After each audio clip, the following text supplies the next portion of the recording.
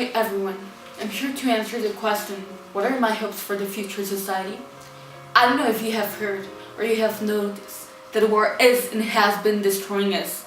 Over centuries, wars have left the destruction of land, poverty, displacement of citizens, negative economic impacts, and even post-traumatic stress disorders on the people involved. Are we really going to repeat the same mistakes over and over again? If not, then tell me why global military spends increased $1.7 trillion in 2017. Instead of using the money to create new technologies and to solve our problems, it's been wasted in weapons. Are we really going to be the cause of our own destruction? I'm sorry, but I don't want this for our future society, and I'm pretty sure you don't want it either. We, as humans, have the ability to think over and correct our errors. That's why we can still make a change. We can still have some hopes for the future. How? With peace. Stopping the violence, saving lives, and avoiding any kind of disputes are the key steps to build a better world. As the 16th Sustainable Development Goal says, promote peaceful and inclusive societies for sustainable development. But wait, is it possible to build peace when there's no internal harmony? Inner peace eventually leads to external peace, since by creating peace in our inner world and your mind, you can bring it into your external world and into other people's thoughts, because we are the result of our thoughts. Thoughts that create words, words that create our actions. But wait, is peace only related to human beings? Can we end wars and human suffering without ending the suffering of billions of animals who die daily at the hands of people?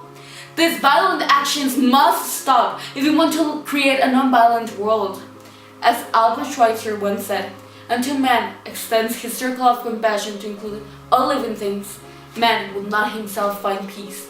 We are connected not just to each other, but to all life. We are immensely capable of creating a new and non-violent world for all who live here, because where war destroys and tears apart, peace builds, strengthens, and restores.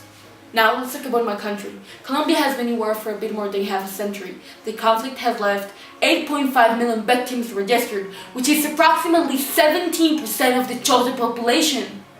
All of them have somehow been affected by the recruitment of children, massacres of entire towns, minefield, bombing in cities, kidnapping of thousands of people, assassination of leaders, execution of innocent civilians to pass them off as guerrilla combat members, and many other crimes against humanity, which were not only committed by the guerrillas, but also by the self-defense groups and the national army.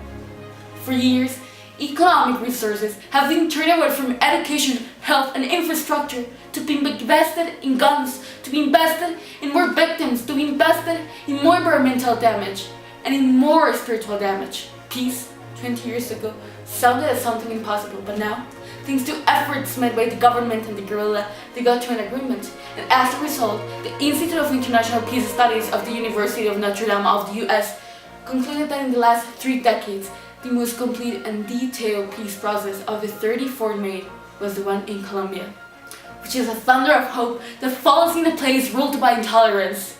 The agreement is a step forward to the end of one less armed conflict in Colombia and in the world. It's a hope for the future. My name is Gabriela Hernandez R.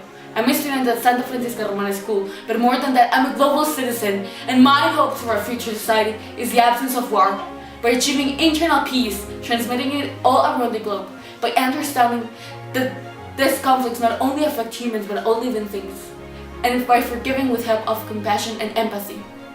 I also hope peace is achieved in my country, because there have been some difficulties with the agreement and the current government, which reminds Colombians and all global citizens that peace doesn't rely on a president or a government. It relies on us, it relies on the youth, but not only the youth of the future, but also the youth of the present. Finally, my last hope is that we get to understand with help of education that no matter our differences, we're all the same. Because as Juan Manuel Santos once said, in the end, we're just one race, one town. Our town is the world, and our race is humanity.